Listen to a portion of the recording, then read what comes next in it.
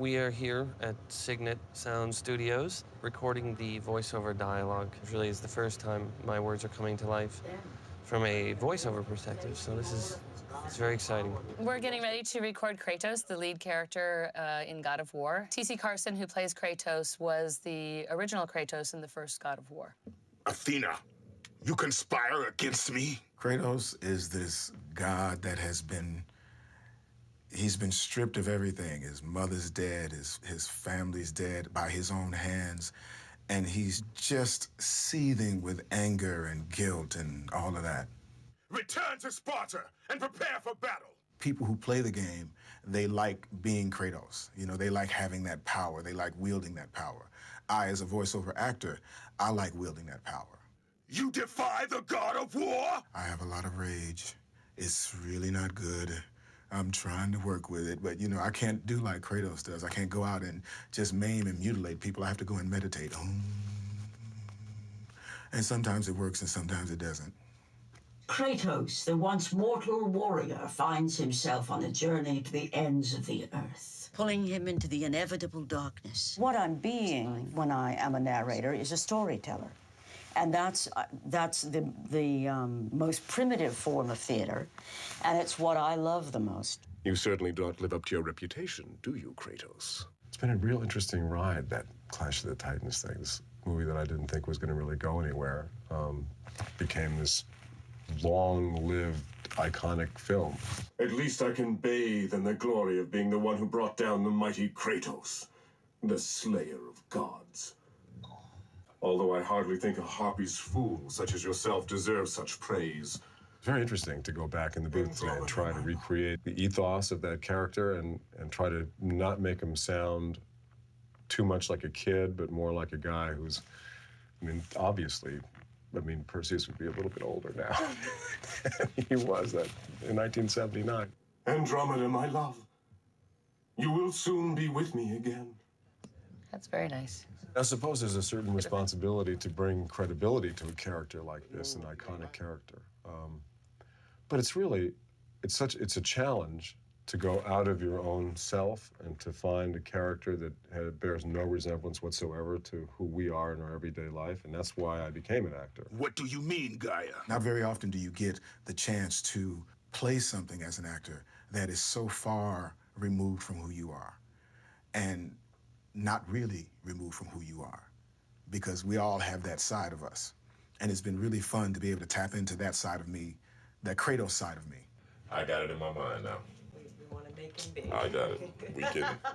This is going to be good. It's going to be real good. I'm very excited about Atlas. To me, it was a big coup to get Michael Clarke Duncan, because when I thought about Atlas, that's the voice that always attached it for me. He has an incredibly powerful, commanding voice. You dare show your face to me? Who breaks my chains of torment? He's a physical character. He's one of the strongest guys in the world. Actually, he carries the world on his shoulders. You know, to carry that around with you, especially for eternity, I can't even imagine.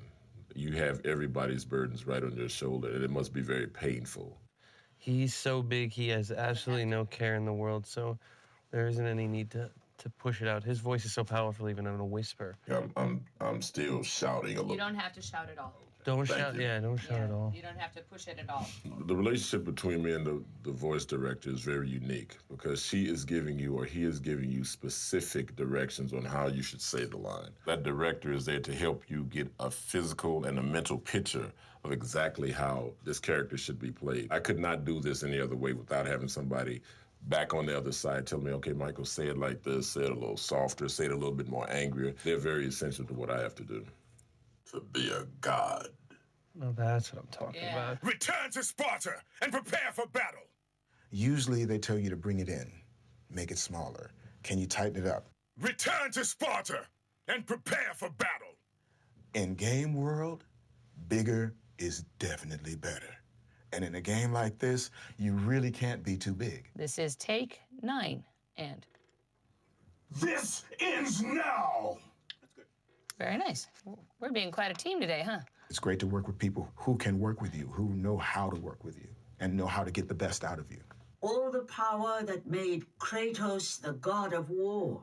What's so odd about doing these games is that, in fact, I can't tell you about my character because I don't know anything about her. You want a fairly gravelly, inflected voice for Gaia.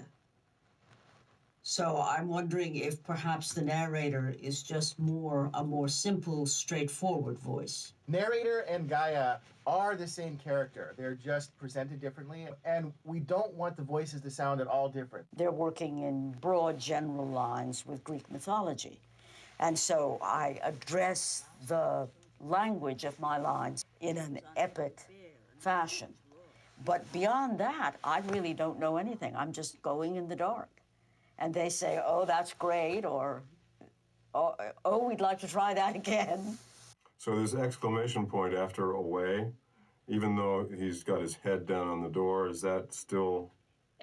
When he says, and now you dash it all away, that's when he's going to turn around and it's the accusatory, like... To do a voiceover of something that I've never seen. I mean, I know Perseus, I know that character because I played him, but I have no idea what's going on in this game and what the challenge really is within the context of the game. So it's a little odd. Am I, the great Perseus, to kill this fallen god to receive an audience with you? Nice. Will that allow me to bring my love back from the grasp of Hades himself? Yeah, that's great. That's where it's at. That's the level. The people that create the video games, I'm sorry, fellas, but they're a little nerdy. You know, T-shirts, jeans, and, you know, they are really particular about their game. To watch them listen and see their game come to life is really a joy. But there was more resting on Kratos' shoulders than he could know. My nephew is a big gamer and has friends. Sorry. Has friends who game. If they're all as bright as he is, yes. Sounds like a very interesting group of people. Fight, Spartan. I missed by a long shot being a computer kid. I was one of those people who had to learn how to do it in my 40s. So you're not a gamer? I'm not a gamer, no. My experience with video games in general is that right there. But, you know, I'm from the generation where, you know, computer stuff is, you know, we getting through it. A war the Titans believed we must win. I used to play video games, the racing, and I got kind of geeked up on that, and I found myself spending like 5 and 6 hours playing this racing game, and it just took too much time. And I said I should be doing something else more productive. To me, I don't get it. But then again, you know, I'm an old fart. Nothing will stop me in my quest. I will have my vengeance! I saw some of the pre-animation stuff, and they had put the voice in already, and to see the character move and to hear my voice come out of that, it was a trip. I would like to get that body right there. Maybe a couple more pounds, a couple more push-ups, I'll be there. It's a good thing I don't have to turn into that, isn't it?